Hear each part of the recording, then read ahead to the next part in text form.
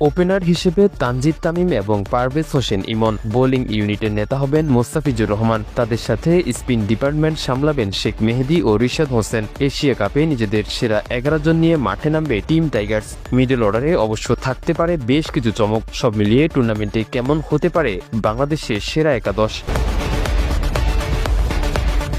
দরজায় কড়া নাড়ছে টি-20 Asia cup. আর মাত্র এক মাস বাকি আছে সংক্ষিপ্ত ফরম্যাটের বিশ্বের সবচেয়ে মহাদেশীয় ক্রিকেট লড়াইয়ের, জানিয়ে বেশ সিরিয়াস বাংলাদেশ। শিরোপা জয়ের লক্ষ্য নিয়ে আরব আমিরাতের উদ্দেশ্যে বিমানে উঠবে ক্রিকেটাররা। তার আগে প্রশ্ন উঠেছে কেমন হতে পারে টুর্নামেন্টে টাইগারদের সেরা একাদশ। সবশেষ 2 সিরিজ জিতে ভালো মোড়ে আছে টাইগার ক্রিকেটাররা, যার সুবাদে মনে যথেষ্ট আত্মবিশ্বাস নিয়ে এশিয়া কাপে যেতে পারবে লিটন বাহিনী। যদিও এর আগে নেদারল্যান্ডসের বিপক্ষে একটি সিরিজ হওয়ার কথা রয়েছে, তবে এশিয়া কাপের সেরা একাদশ বলা চলে অনেকটাই নিশ্চিত হয়ে গেছে। টুর্নামেন্টে টাইগারদের ওপেনার হিসেবে সবচেয়ে বড় দায়িত্ব সামলাবেন 2 তরুণ তানজিদ হাসান তামিম এবং পারভেজ হোসেন ইমন। যুব বিশ্বকাপ থেকেই একসাথে ওপেনিং করেন দুজন। চলতি বছর দারুণ ফর্মে আছেন তামিম, বিশেষ করে নিজের বয়ডরহীন অ্যাপ্রোচ দিয়ে টি-20 দলের জায়গা পোক্ত করে ফেলেছেন বাঁহাতি এই ওপেনার। তার মতোই ছন্দে আছেন ইমনও। তাই এশিয়া কাপে দলগতভাবে ভালো কিছু অর্জন করতে চাইলে তাদেরকে রাখতে হবে বড় ভূমিকা। 3 নম্বর পজিশনে আপাতত অধিনায়ক লিটন কুমার দাসকে নিয়ে পরিকল্পনা করছে টিম ম্যানেজমেন্ট।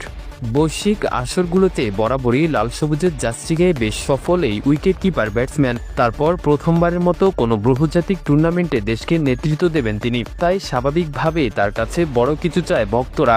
মিডল অর্ডার নিয়ে আপাতত বড় সমস্যায় বাংলাদেশ দল। সেখানে 4-এ থাকতে পারেন ডানহাতি তাওহিদ হৃদয়। স্ট্রাইক রেট নিয়ে কিছুটা সমালোচনার মাঝে থাকলেও দলের প্রয়োজনে জ্বলে ওঠার সামর্থ্য রয়েছে তার। তাছাড়া বর্তমান দলে থাকা সবচেয়ে ধারাবাহিক পারফর্মারদের মধ্যে একজন হৃদয়। 5 নম্বর নিয়ে আপাতত বড় সমস্যা আছে টিম ম্যানেজমেন্ট। সেই অভাব পূরণ করতে প্রমোশন দেয়া হতে পারে শামীম হোসেন পাটোয়ারিকে। বাঁহাতি এই ব্যাটার অবশ্য ভালো ছন্দে আছেন টি-20 ফরম্যাটে।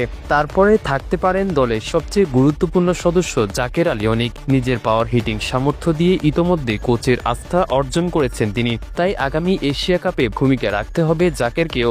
7 ও 8 নম্বরে যথাক্রমে শেখ মেহেদী হাসান ও লেগ স্পিনার রিশাদ হোসেন থাকার সম্ভাবনা সবচেয়ে বেশি। আবুধাবি স্পিন উইকেটে প্রতিপক্ষ ব্যাটারদের বিপক্ষে তাদের দেখাতে হবে বড় মুনশিয়ানা।